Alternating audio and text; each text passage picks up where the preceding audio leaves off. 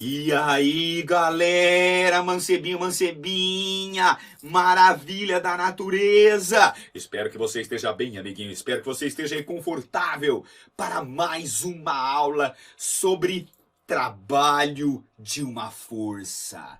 Galera, esse é um conceito de extrema importância na física. O trabalho de uma força. Por quê, galera? Essa grandeza, trabalho de uma força, fisicamente ela mede uma outra coisa muito importante, que é a quantidade de energia transferida em um determinado processo, né? Ou a quantidade de energia transformada de uma modalidade em outra em um determinado processo. E o trabalho, ele é determinado sempre quando essa força provoca um deslocamento. Então, essa grandeza mensura o tanto de energia transformada ou transferida em um determinado processo devido à aplicação de uma força que provoca um deslocamento. Tá? Então imagine esse cara aqui, ó, esse elefantão aí, ele pega e empurra esse tronco ali para frente. Ele está consumindo energia e transferindo para o tronco que está parado e passa a se movimentar. Está em repouso com energia nula, cinética, e passa a se movimentar com uma energia cinética diferente de zero. Aqui, o elefante puxa os outros dois troncos, aplicando uma força que vai provocar um deslocamento. Então a gente tem uma transferência de energia ou uma conversão da energia química armazenada parte da energia química, né, armazenada pelo elefante em energia de movimento. Então o trabalho é uma grandeza de extrema importância na física. Vamos começar com o trabalho de uma força constante, tá? A grande maioria dos problemas que nós vamos ter aqui, nós vamos adotar a força constante. Então, suponha que tem uma força aplicada dessa maneira em um corpo, inclinada, tá? Existe uma inclinação em relação ao deslocamento aqui, o θ. Por que o deslocamento? Porque eu vou considerar que essa componente da força vai arrastar o corpo daqui até aqui, provocando um deslocamento. Então, esse ângulo θ, ele é formado entre a força aplicada e o deslocamento de A até B, belezeira? E o trabalho dessa força é dado pelo produto da intensidade da força, pela intensidade do deslocamento e pelo cosseno do ângulo θ. Percebam que o trabalho não depende apenas da força e do deslocamento. Também depende da maneira como essa força está aplicada, que vai ou não contribuir para a transferência ou transformação de energia. Essa é a definição de trabalho de uma força, ok? Isso vale, meus amigos, também para situações em que não está na horizontal necessariamente. Então vamos supor que um corpo saia de A e chegue em B. Esse é o deslocamento. Esse é o vetor deslocamento. Se a força age com um ângulo θ aqui, por definição, né, a gente pega essa componente que é o F cosseno e aplica na expressão do trabalho, que vai chegar no F de cosseno θ. Observem que essa componente Ft, que é a que de fato contribui para arrastar o corpo, é F vezes o cosseno de θ. Essa é a componente que contribui para a conversão da energia de uma modalidade em outra. Maravilha? Muito bem. Agora, vamos para a unidade do trabalho. O trabalho é o produto da força, deslocamento e cosseno, né? A unidade de força vezes a unidade de deslocamento. Unidade de força, sabemos muito bem que é o Newton. Unidades de comprimento, no sistema internacional, metros. O cosseno não tem unidade, é um número, beleza? E aí nós chegamos na unidade do trabalho, que é o Joule. Em homenagem, né, ao Sr. James Prescott Joule, que foi um cientista que trabalhou muito com essas conversões, essas transformações, identificando essas transformações de energia. Beleza? Então a unidade do trabalho, percebam, é a unidade de energia, Joule. Fechou? Vamos para alguns casos particulares. Quando a força e o deslocamento têm a mesma direção e o mesmo sentido. Então o deslocamento está aqui e aqui está a força aplicada. Quanto vale o ângulo entre a força e o deslocamento? 0. E, por consequência, o cosseno de 0 é 1.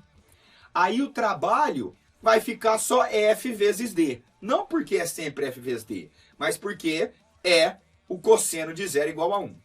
Se você pegar os ângulos do primeiro quadrante, que vão de 0 até perto de 90, o trabalho vai ter um sinal positivo, porque o cosseno do ângulo no primeiro quadrante é positivo. Sempre que o trabalho for positivo, quer dizer que aquela força está favorecendo o deslocamento. A gente diz que o trabalho é um trabalho motor, está favorecendo o deslocamento do corpo. Beleza? Agora, e se a força for perpendicular ao deslocamento? 180 em relação ao deslocamento, né? A força está para um sentido e o deslocamento para outro. O cosseno de 180 é menos 1. Então, o trabalho da força daria negativo. Se vocês pegarem o ângulo θ de 90 para cima, sem ser 90, né? Os ângulos no segundo quadrante, 91, 92, 100, 110, 120, 130, 140, 150, 160, 170, 180, o cosseno é negativo no segundo quadrante. Você tem que lembrar isso lá da matemática. Como o cosseno é negativo, o trabalho vai dar negativo. E a gente diz que o trabalho negativo é um trabalho resistente. É aquela situação em que a força não contribui com o deslocamento. Ela está oposta ao deslocamento. Sacou? Sempre que a força se opõe ao deslocamento, nós temos um trabalho negativo. E por fim, dos casos particulares, que eu comecei a falar no slide anterior, mas que eu errei, né? É quando a força e o deslocamento são perpendiculares, ou seja, quando o ângulo θ é exatamente 90. Nessa situação, galera, você tem que lembrar que o cosseno de 90 é 0. E aí, o trabalho de uma força perpendicular ao deslocamento é nulo. Quer dizer que a força não contribui nem atrapalha o movimento que o corpo está descrevendo. Ela não contribui para a transformação, para a conversão de energia, da maneira que ela está aplicada. Beleza? Então, em resumo, o trabalho é motor quando é positivo, a força favorece o movimento, o trabalho é resistente quando é negativo, a força se opõe ao movimento, e o trabalho é nulo quando não tem força, óbvio, quando o deslocamento é nulo, ou seja, não se movimentou, e quando a força for perpendicular ao deslocamento. Beleza? Tem que saber essa parada. Trabalho motor, trabalho resistente e trabalho nulo. Observação.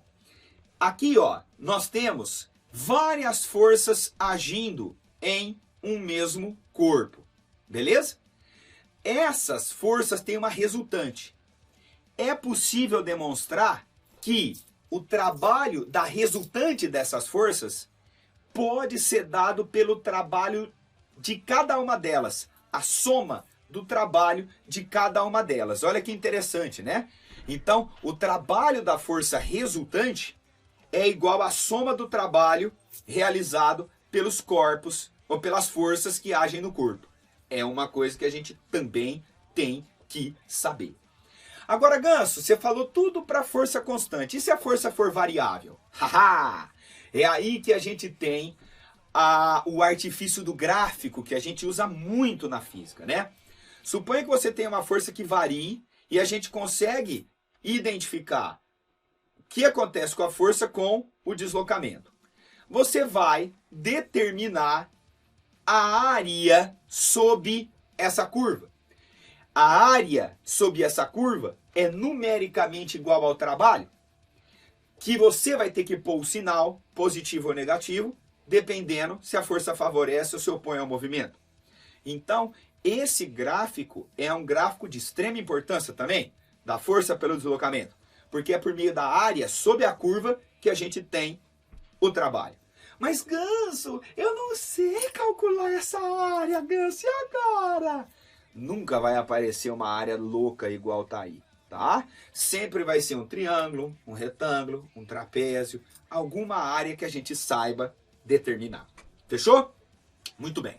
Aqui, ó, eu vou colocar o trabalho em algumas situações. Trabalho da força normal. Olha só, quando um corpo se movimenta, né? A componente normal, ela está sempre perpendicular ao deslocamento nesse caso. Então, nesse movimento, em qualquer instante, o trabalho da força normal, o trabalho da componente normal, vai ser nulo. Porque em todos os instantes, o ângulo é 90 e o cosseno de 90 é zero. Nessa situação, a normal nem ajuda nem atrapalha o movimento. Quando a gente estuda, né, movimento circular, a gente tem a componente centrípeta, que é aquela componente que está voltada para o centro da trajetória. Essa componente centrípeta, galera, olha só, quando o corpo faz esse movimento curvilíneo, o deslocamento ele está tangente à curva. E a força, né, a velocidade do deslocamento, né, desculpa, falei errado, a velocidade está sempre tangente à curva. E a força está sempre perpendicular à velocidade. A velocidade está indicando para onde o bagulho está indo. Como a força e a velocidade são perpendiculares, em qualquer instante de um movimento circular, a força centrípeta está a 90 graus. Ou seja, o trabalho da resultante centrípeta é sempre nulo. Quando nós formos estudar, quando a gente estuda a dinâmica do movimento circular, vai aparecer a resultante centrípeta. E o trabalho da resultante centrípeta é nulo. Ela nem ajuda nem atrapalha o movimento. Fechou? Então essa é a introdução sobre trabalho de uma força. Um conceito de extrema importância na física que tem que estar cravadão aí na tua cabeça. Falou? Muito obrigado pela paciência, pela audiência. Vamos em paz e que o Senhor nos acompanhe. Valeu!